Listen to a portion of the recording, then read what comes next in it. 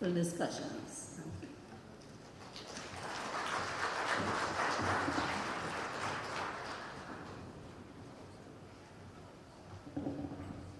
Thank you, Pierre Juan. I would now like to... Good morning to everyone, and thank you very much, Dominic, and our Permanent Secretary, Marlene Juman, members of the for the managers of the public enterprise system in Trinidad and Tobago. We hope that during the course of today, we would have soul on behalf of the people of Trinidad and Tobago. The seminar is entitled Corporate Governance Seminar, and to some extent it raises this issue, a set of ideals for countries, and that we can be satisfied with good enough governance. The truth is, in today's society,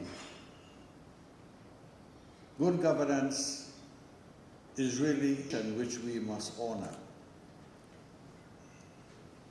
If there is no demand for good governance, there's hardly likely to have a good supply of good governance. And in today's world, in which our society has become even more sensitive to the way in which level of efficiency,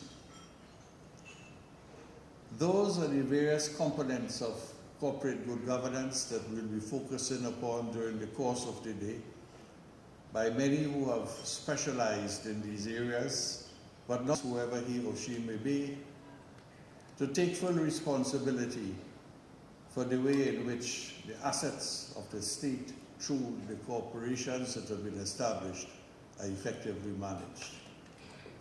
And as was pointed out, there's dual responsibility between the first expectation is that in the final analysis, I, and through myself, with your support, we are accountable to Parliament. The Parliament has to do with the adherence to government policy. In each area, there is a prescribed policy framework, much of which is being developed by yourselves, but in the final analysis, there must be a clear. And the fourth expectation is that we must all comply with what we call acceptable public values in the discharge of our duty. Those are the expectations that form the demand for good governance. And whether those benchmarks of a local nature, a regional nature, or an international nature. The size of the sector is the role of the state in economic development. And I will say just a few words on that before I end. On behalf of the people of Trinidad and Tobago, in the first instance, there is what we call a performance monitoring manual, which I know has been said, is the framework within which your operating decisions are to be made and must be consistent with. And within the facilitate the state with information on expenditure, communication, and reporting on actual performance of the enterprise, as well as its strategic plans and cost overruns, and to ensure that there is high quality in the product.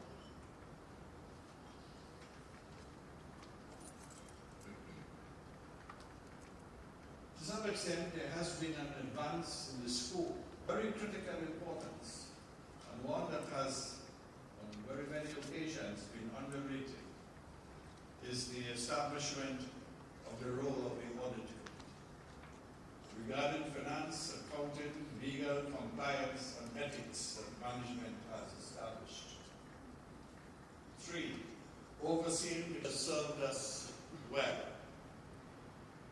in the context of the times of the past will have to be adhered to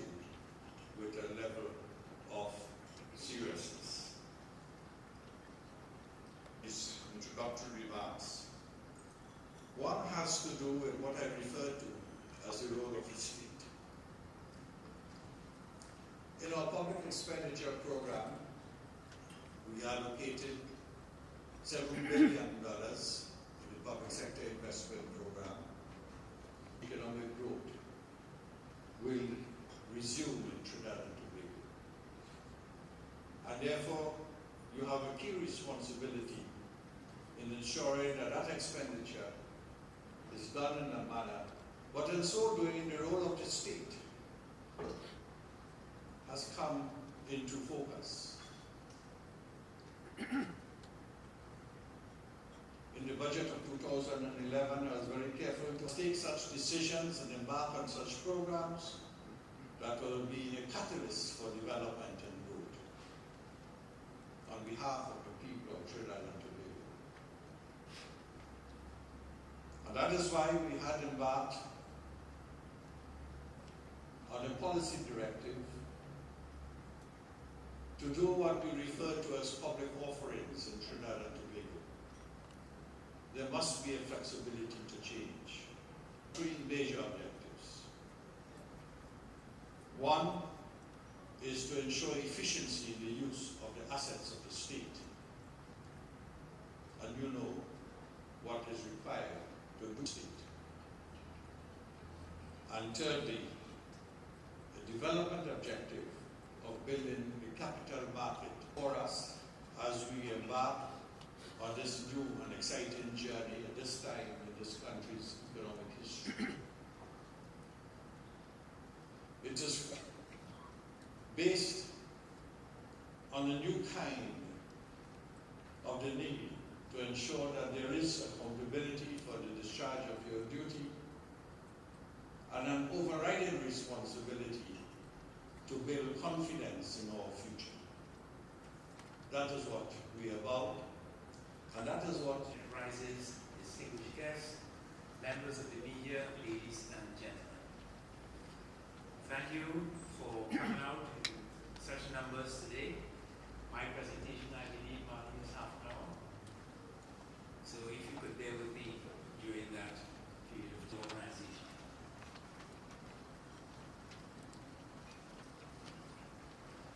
The governance model.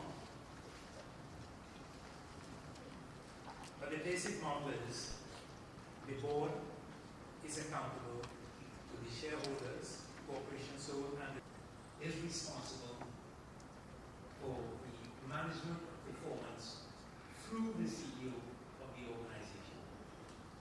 The service organizations also have social objectives added to their profit objectives, and this must be taken into consideration.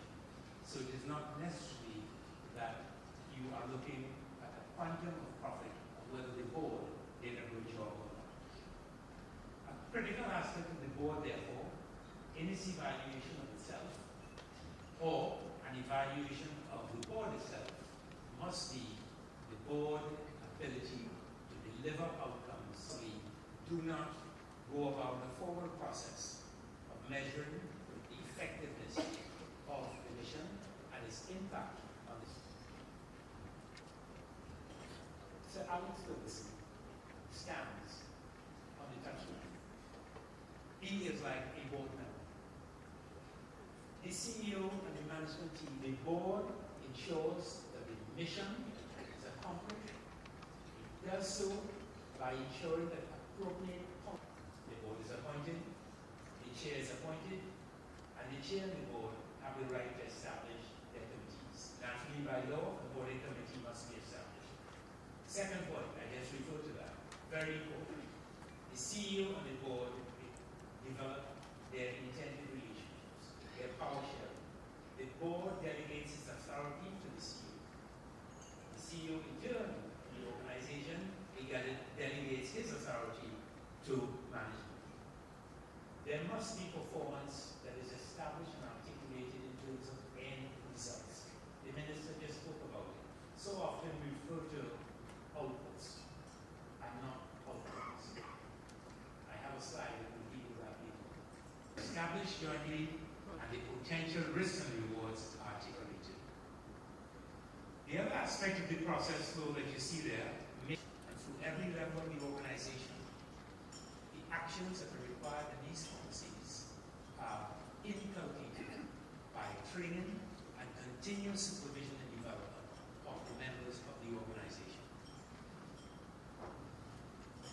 Item 5, monitor performance, measure outcomes, and information processing. There must be measurement at all levels of an organization. From the shop floor, What business processes, knowledge, people, customer connection do we do differently that would make us win? Strategy is about differentiation.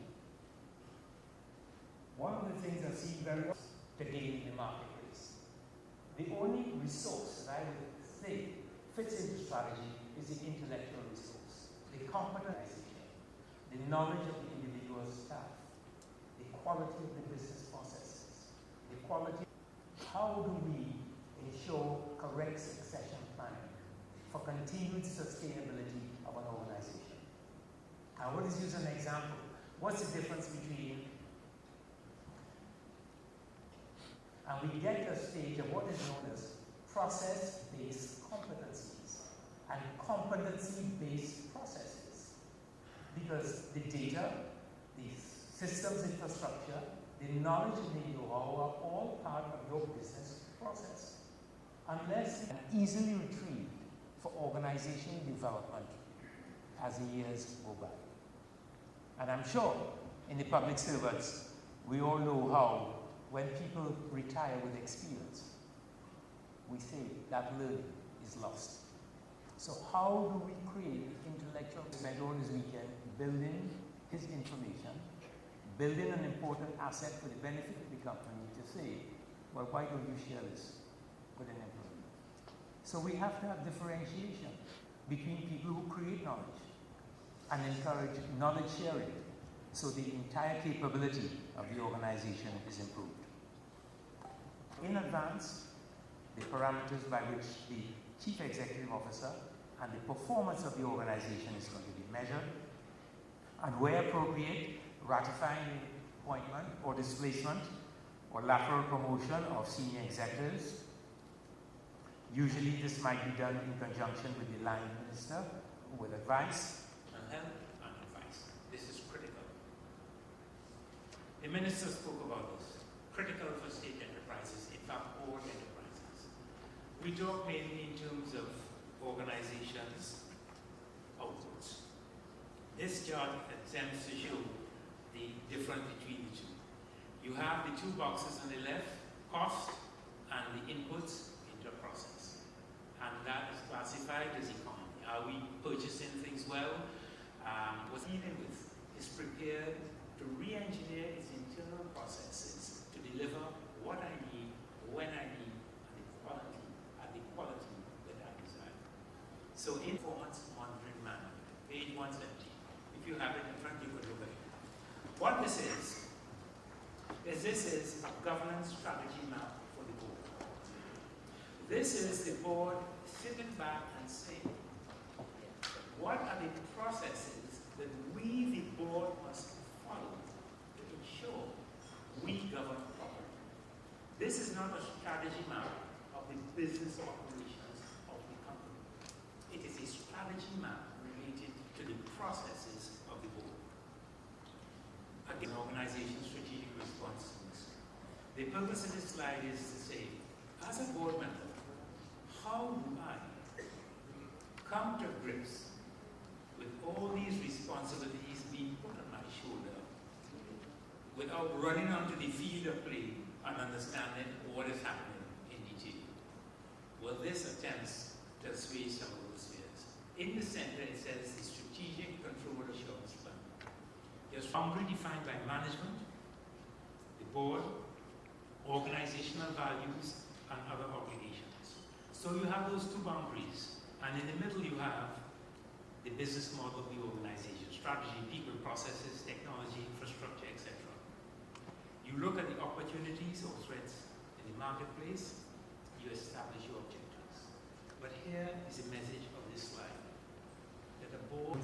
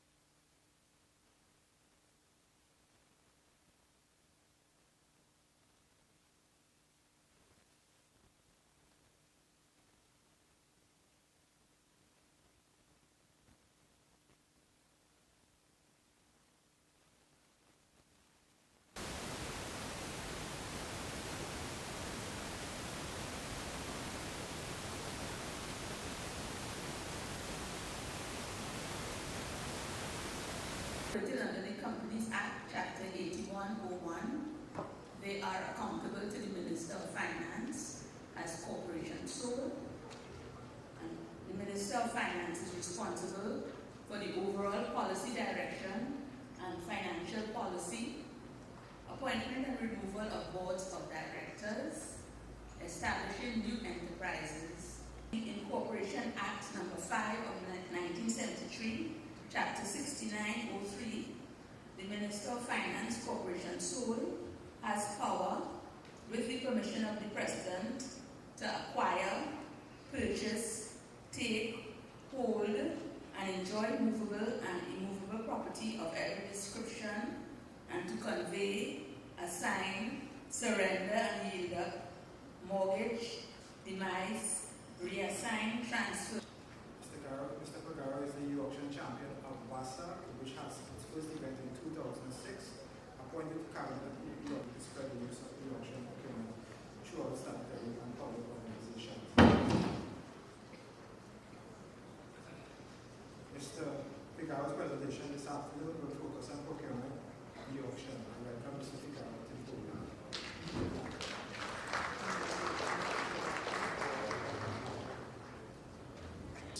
Attached. Let me deal with some of the challenges with you. Easy for you to identify where you're spending all your money and how do you need to find a mechanism to reduce that expenditure in terms of savings. Okay, and key element specifications. Once you can specify it, perfect. It will be done as we decided in the US. This was actually an event in 2006 that was for pipes and fittings. Okay, now 5 suppliers were invited, pre-qualified, and 3 decided that they wanted to participate. All 5 were trained in the process. So they had to make a decision, business decision, as to whether they wanted to be involved or not. Yes.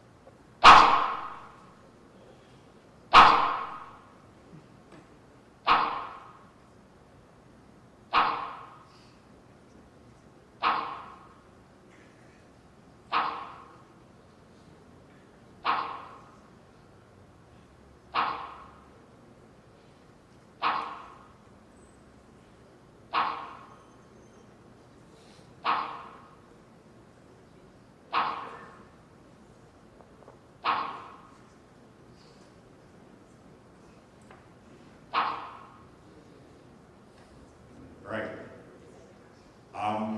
The event started at 10:30. We have actually set the time. The time was internationally, so regardless of which part of the world you are, you knew it was 10:30 this time. As we see, the lead bid and the lead and final bid was 510,000 US. It ended at 11:15. There's one element of overtime. If in the last minute, one of the 3 bidders decided to counter the bid by drop their bid amount, we'll then go into overtime of 3 minutes. So that accounts for, we had a couple of overtimes in this session. Okay, the lead bid 510. What it said then is that we had savings of 25% with elements of PPE, eye, foot, glove, air, and these specs were limited. We just started trying to get a lot of the state agencies involved and interested in, and a lot of them in the petrochemical industry would have had to be ensuring that a lot of their safety stuff is purchased on a timely basis because they can't run up to the safety gear. But in this case, just as you see, 57% savings. Just a what if? If 9 agencies did a combined purchase of personal protection equipment and saved 1.7 million, could you imagine state agencies along with statutory, along with other, get a little bit about 9 million savings? Just a projection. Remember, it's still the expenditure of government funds. What's happening now, we're getting involved in looking at people, again, toiletries and janitorial services, is supplier management. What normally happens is that if you have an example, maybe a contractor in, let's say, EMBD, doing work, and the quality of work is not great, he gets cut from EMBD. We have whistleblowers. Anybody who has been following the FIFA whistleblowers are not always reliable. Okay? And we have to follow due process in investigating these complaints, these occasions of conflicts of interest. It is possible that it can become a criminal affair if there is an overlap between the possible breaches of the code of conduct and possible criminal offenses. The commission must then provide such a person with a notice of each. Could be something that involves a criminal intent, which makes it very serious then. In our deliberations, we must ensure that there has been a serious departure, and here the legal term, we got this from a lawyer and another lawyer, right? There has been a serious where we have to go really spin it over. I mean, you can talk about the law, people getting locked up and setting up all kinds of task force and all kinds of things right now. Business ethics is the behavior that a business adheres to in its daily dealings with the world. Very simple. The ethics of a particular business can be diverse. They apply not only to how the business interacts with the world at large, but also to their one-on-one dealings with a single customer. Okay. The following slides, which I wouldn't spend too much time on, gives a 10-step approach to establishing a business culture. But you can see that it dovetails with what we have learned the whole morning, especially from Philip's presentation, which I know is very impressive in terms of how you run the company. I'll very quickly go through it.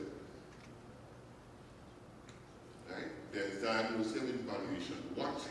What do we have now, and where we want to go? Very quickly again. Strategy. Remember the strategic role of the board's focus on creating the box, as it were, within which the company is going to go forward and achieve its aims. We will have magnificent boards. Okay? Standards of conduct.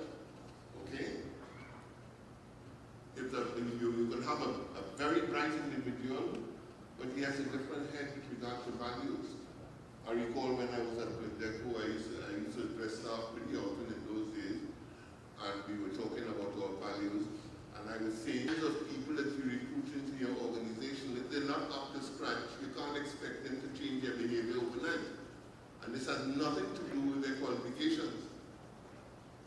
I'm also on the Public Service Commission. We do tons of interviews, and one of the very important aspects of those interviews of the competencies we're looking for in the public service is emotional intelligence. Run over for the whole morning. Staff evaluation, promotion, support system, dissent and feedback channels.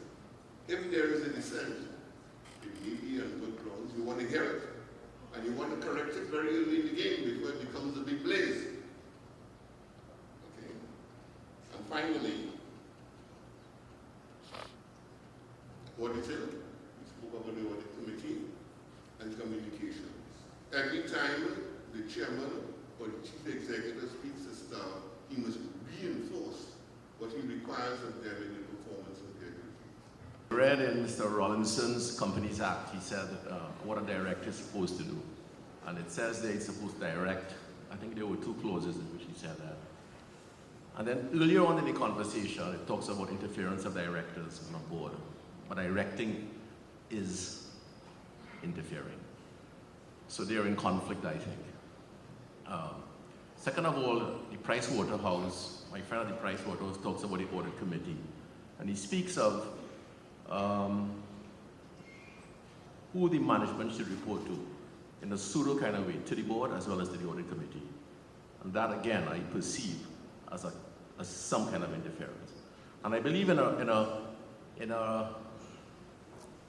ideal situation, I agree with you in terms of that conflict and in terms of that interference with directors. But a lot of these state companies are in problems right now, and financial problems. I think there are very, very few who are not necessarily in financial problems, either by subventions, subsidies, either by direct promises made by state, loans, those kinds of things. And it takes a certain type of management to bring you out of that situation, whether it's day-to-day, whether it's month-to-month, and it needs shaking up. And I think it will be wrong if a board of directors does not take it by the collar and shake it up to ensure that you have financial stability, which is what eventually the state requires. Thank you, Mr. Gillard.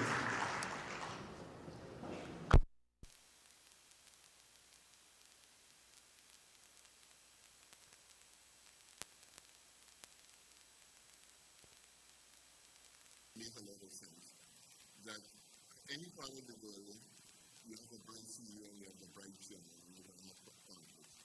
You have got to determine your boundaries, okay? And you have also in accordance with your strategic plan, you have got to determine your performance indicators for your CEO. This is always missing, in my view, right? And I want so-and-so very specific and manageable outputs and outcomes. I want so-and-so within the next 6 months, within the next year. Okay?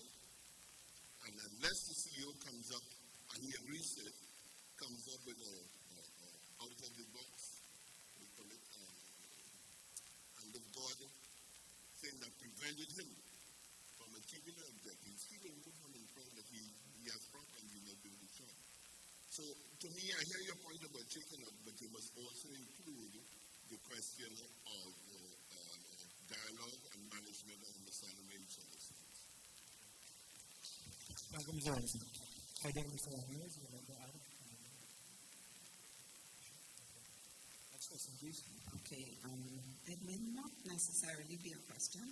Ali Makomi, Permanent Secretary, Local Government. Mr. Marshall spoke this morning about the boundary lines. And I think, well, even before I get there, I just want to commend the Ministry of Finance for putting this on, but I think more is required. These boundary lines seem to be a little blurred. We have been noticing, and it is I'm not just talking about local government and my companies, because I'm hearing it from my colleagues and other persons. Subcommittees of the board are recruiting people. That is a definite stepping into the management and operations. And therefore, these boundary lines need to be made a whole lot clearer. And I think it has to be done, maybe at smaller fora, but with the assistance of the Ministry of Finance, because some of the boards they don't seem to know where they're supposed to draw the line. Thank you, Ms. McCoy, your mighty observation. Thank you.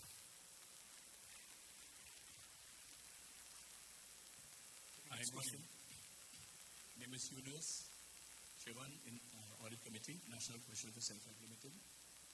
I just need to get some clarification. I got the impression that there are two different perspectives concerning the function of the internal auditor in terms of its reporting, I got the impression that there's a perspective that the internal auditor should report to the executive. And there's another perspective that the internal auditor must interrelate and report principal to the audit committee. I'm asking this because my understanding of the role of the internal auditor and having an audit committee is that the audit committee really is, if I were to use the corollary of a constitutional authority, as we have it in the Republic, the internal auditor enjoys that function and reports, as you say, one of the commissions, Police Service Commission or the Public Service Commission, reports to the Parliament rather than to the political executive.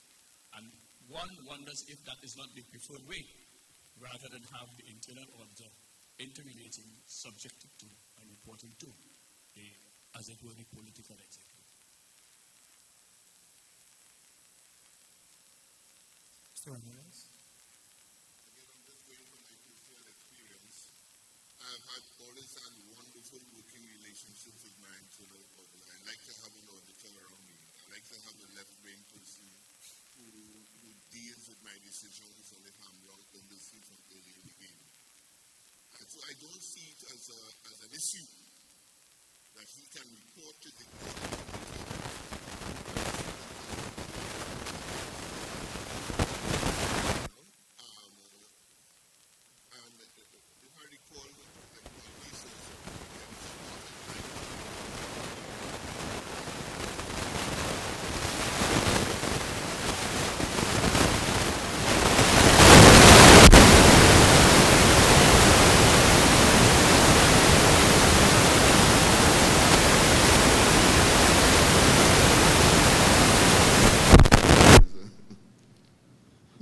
Mr. Ramirez, would you like to add?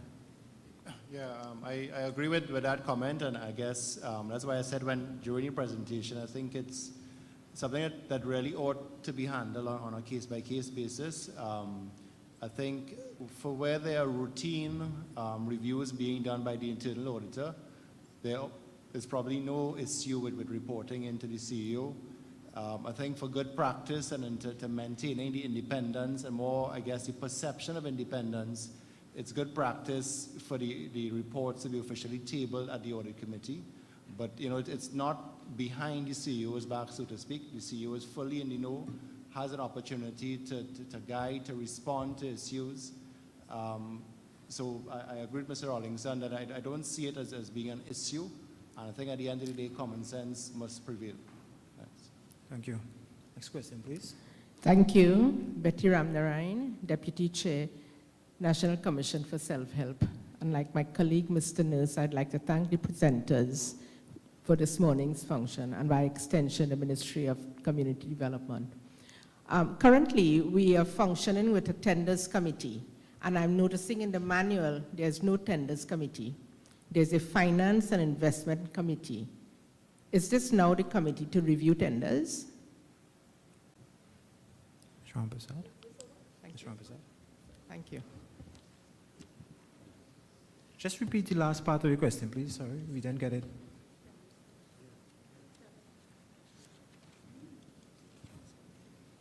There's a finance and investment committee. Yes. In the manual. Is this now the committee to review tenders? Because we have a tenders committee, correct. And there's not a tenders committee in the manual.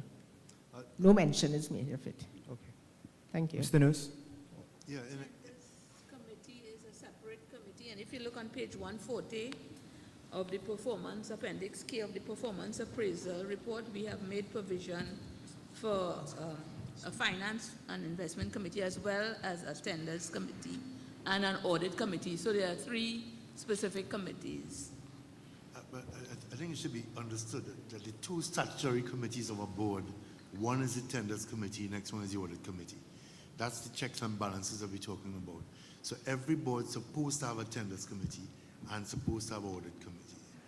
It's also in the Companies Act where it says shall, that the board of directors shall have a tenders committee, or shall have, sorry, auditors committee. So it's in the manual, but it's part of your remit. Okay, we'll take the next question. Good morning.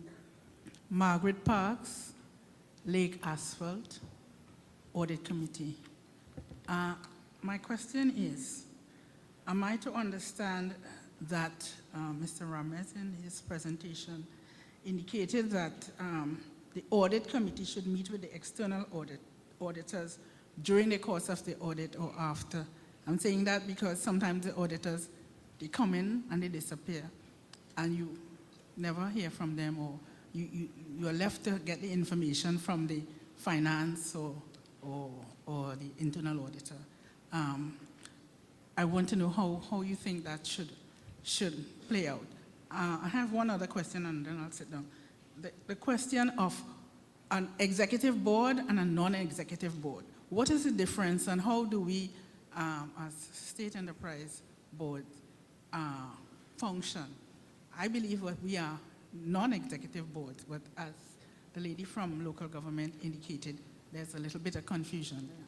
Okay, we'll answer the first question that Mr. Ramirez will address, then I think Mr. Nurse will answer the second part of your question. Thank you.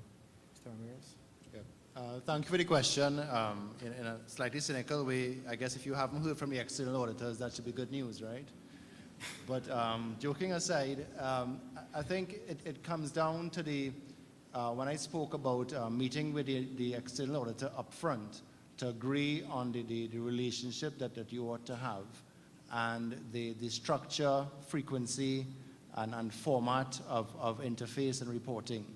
So I think it would be a good idea for the audit committees to, if it's not a set practice, to ask the external auditors to meet with them up front at the pre-engagement or planning stage to determine what an appropriate mechanism would be for interfacing with the audit committee, and they can then agree on what is best for that situation. All right, where there are shorter audits, it may not be a need for more meetings and maybe twice, one at the beginning, one at the end. Where there are audits that take place maybe over a period of 6 months or more, there may be a need to set up a schedule of meetings at an appropriate stage of the audit, but all the while remaining a level of flexibility as issues turn up and require meetings that were not originally scheduled. All right, so I think that it's very important to agree up front how that interaction should work, but with a level of flexibility that you can change as issues come up. Mr. Ramirez. Mr. Lewis? Yeah, the question of executive and non-executive directors, your letter of appointment would have indicated whether an executive director would be somebody who is appointed a director by the government and given like a executive chairman, for example. But as far as I'm aware, most of these directors are all appointed as non-executive directors, where they have to work through the CEO. And that's why Mr. Marshall made the point about Alex Ferguson standing on the sidelines of a football match, because it's simple that they are not executive directors and they're only entitled to their stipend. Your stipend is a complete remuneration for all the work that you do as a non-executive director. So there's no privileges attached. You're a non-executive director, you have a role to play, and the executives deliver your operations. That's how it's designed. Thank you. Next question. Yes, sir? Yeah, thank you very much, Mr. Chairman. My name is William Cunningham, and I am a member of the YTEP board. I shall like to preface my question by indicating that due to the challenge of traffic, I arrived while Mr. Marshall was on his feet. So I got to the tail end of his presentation. However, the little that I gathered from his presentation seemed to suggest that there is a line of demarcation between the management and the board of directors. And I think I heard him saying that the board of directors, the function, well, in my interpretation, I got a sense that the function of the board of directors, is a bit minimal, and the management is the one that sort of formulates, that's the word I was looking for, formulate the policies and implement them. Now, that's the impression I got. I need clarity on that. Now, as it relates to, later on in the Q&A, Mr. Neil Rawlinson, in response to Mr. Gillett's question, seemed to indicate that there should be some kind of MOU between the CEO and the chairperson of the board relative to roles and responsibilities, which conveys the idea that those roles are not codified. They are a bit blurred or even nebulous. In those circumstances, I would think that there should be a clear line or a clear directional focus in respect of the rules. Furthermore, there should be a clear direction relative to the pecking order, or if you like, the hierarchy. So I am unclear in respect of the role of the board of directors vis-a-vis the function of the management. I think it's a little blurry there. While it may not be codified, I think it may be useful so that one can know precisely what one has to do, and in those circumstances, elements of conflicts will be reduced. And as I take my seat, one has to be mindful that intersecting boards and management structure is the whole reality of the overarching political reality. That cannot be swept under the carpet. Okay, take your point. It must be acknowledged. Okay, we take your point. Mr. Rollinson? Thank you.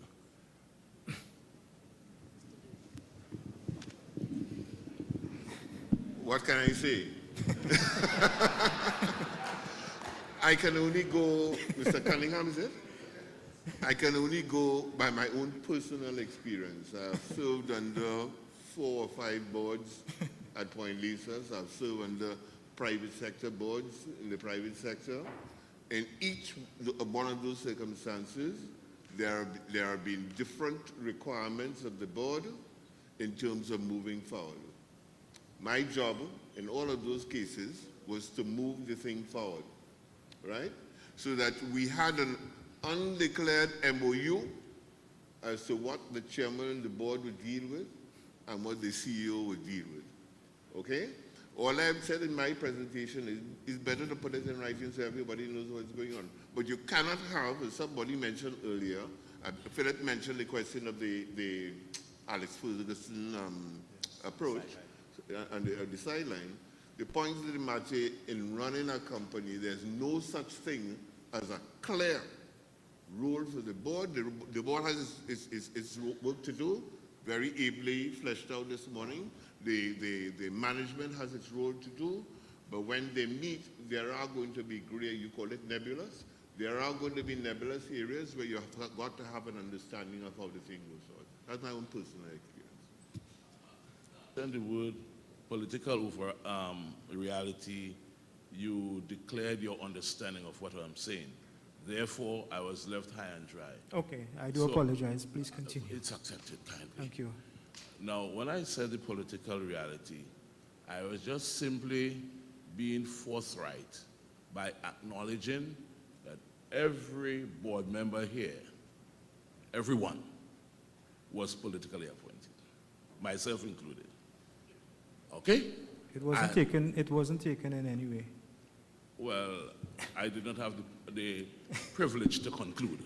And I feel that, well, so I was just saying the political reality, and we must balance all these 3 variables so that we can come to an amicable solution. Thank you very much, sir. Comments are welcome. Just take 2 more questions. Well, I will be very brief. I just want to ask 2 questions. As you know, board members, directors, Brian Big is my name, Director of Seafood Industry Development Company. Besides meeting once a month, sometimes board of directors on subcommittees meet more than once a month.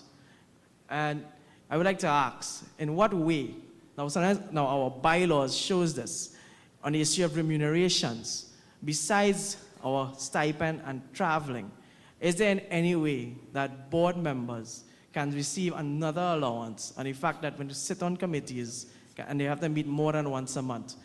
And second question, on the issue of the e-auction, well, Mr. Figaro, you tweaked my mind with this. From how I understand it, is it that you do it via online instead of having to tender by hand? And if this is so, how corruption-free can this be? Thank you. Okay, thank you. You'll answer the first question, Ms. Ramprasad. Yes, Which is allowances. on page 19 of the manual. Page 19 of the manual. Fees and allowances Under shall fees be and the allowances. full compensation paid to board members in consideration for services on the board and any subcommittees of the board. So these fees that we have outlined on page 18, that is full compensation, including serving on subcommittees. With respect to representatives who come in from Tobago, or if there's a board meeting in Tobago and a Trinidad representative has to travel to Tobago, they should be paid a reasonable allowance to facilitate the travel. All reasonable costs associated with attendance at the board meetings of persons appointed as Tobago representatives who are required to travel to Trinidad should be met by the company. The same applies to Trinidad representatives appointed to boards based in Tobago. Okay. Thank you, Mrs. Rambusa. Mr. Figueroa, on the auction? Yes. But the question with the auction in terms of the paperless type of arrangement, actually it's much more transparent because it's all online. So all the questions are being done online within a group and everybody understands what the questions are. When you go on the paper-based type of arrangement, what you normally would get would be, remember your advertising in the papers, which comes up about approximately, depending on the size of the contract, about $30,000 easily. And then there's a timeline. And once you have to then put in the box and who reaches late and it becomes an issue. Now it's just straight electronic. All the questions are answered online and it's being done live online. And we haven't had any issues in terms of the integrity of the process. It's a very secure network and a very secure line. So, to answer your question. Okay, final two questions. Good day. Stephen McCarthy is the name from Exim Bank, the Export-Import Bank of Trinidad and Tobago. This is more an observation that I believe that the role of the regulatory bodies, supervisory bodies, there could be a change in enhancing the governance process there to protect the public and the company maybe from itself.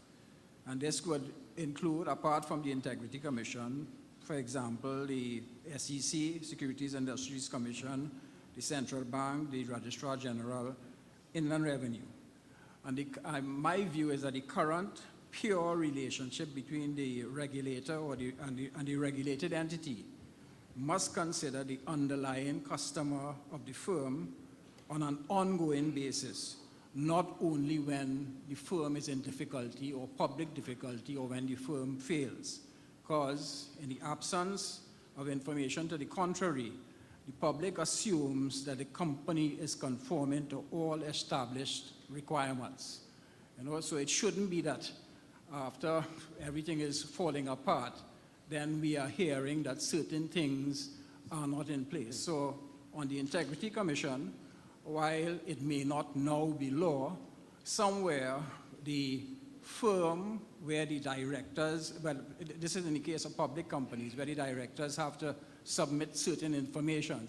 If it is not submitted, we shouldn't have to wait a year or 2 years after to see somebody's name, And similarly with, I think like on central bank side, it should be a matter that if somebody is not authorized to conduct a certain type of business, the public should know about it. It shouldn't be that you're just dealing with the company on a one-on-one basis and then later on, the public finds out, which I think is unfortunate.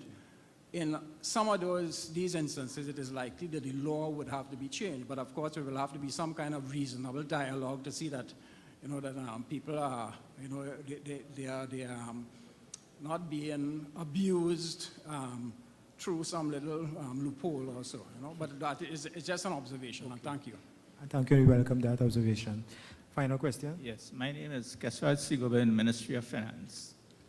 I've been wrestling with Mr. Marshall's concept of outcome evaluation rather than output evaluation. And my conclusion is that he's taking us from a more direct and precise measurement to an area where the measurement becomes indirect and influenced by other factors. For example, in measuring outcomes, you could have other factors impacting, environmental factors as well as other factors. And it becomes, the measurement then becomes, while you're drilling down deeper, the measurement becomes, okay, you're calling for a survey. In measuring any outcome, you are asking for a survey to be done, where you now have to eliminate the impact of other factors. So I'm saying it becomes a little vaguer, if you want to call it that, that. Whereas to measure output It is something direct, and I can measure whether you deliver 10 items or 8. And I've been wrestling with that for a while, and this is the conclusion I'm coming to, that we are going away from direct measurement to an indirect and vague method. Thank you. Okay. I do that Mr. Marshall is here, Yeah. but I think the intention is really to tie, to relate the output to outcomes. For example, several outcomes have been identified by the People's Partnership Government in their manifesto. There are 6 interconnected pillars to achieve sustainable development. So if, for example, your output is increasing revenues or dividend payments, it should, for example, as an outcome, it could be by way of financing or dividends to improve the socioeconomic status of people, you know. So it's really, the intention is really to tie the... And if you look at some of the criticisms that have been made of some of our projects, for example, the stadium in Taruba, output $1 billion. And the state enterprise, for example, you have special purpose state enterprises like NIDCO, right, who are building highways. You have other special purpose enterprises doing particular of a bridge. Outcome, health and safety issue. Somebody got injured and somebody died. So that Mr. Marshall's position on linking, enforcing the measure that asks you to look at not just what you do today, but what is the result or what's the outcome it has and the impact it has on the national community and quality of life. Have breakout sessions at the Ministry of Finance. So I took Mr. Pokomi's point that what we're doing here is not enough. Final item on today's program, it's a vote of thanks, and this will be done by Mr. Terence Bhagwan Singh, Investment Analyst at the Investment Division, Ministry of Finance.